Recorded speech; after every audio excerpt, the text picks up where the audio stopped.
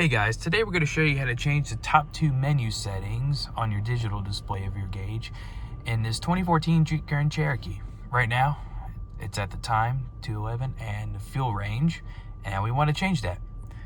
So first thing we'll do, make sure your car is running, and then you're going to use the arrow displays here. You're going to go up till you see the one that kind of looks like sunglasses, but it's really your gauge cluster right there.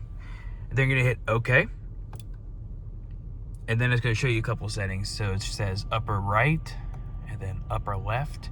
So we're going to do upper left first. So what you want to do now is hit the right arrow key. And right now it's set at time, but let's change it to compass.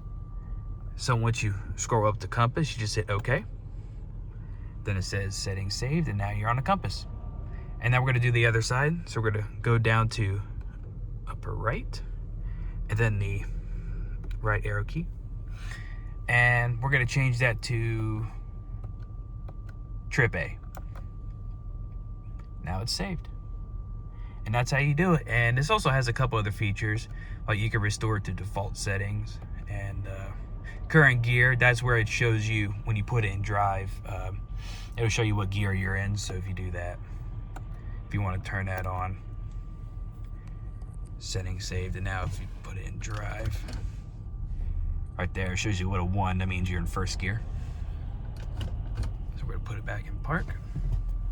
And then the other one is a gear display, and I can either show you single characters or the standard PRND right there on the side. So we're just gonna keep that the same.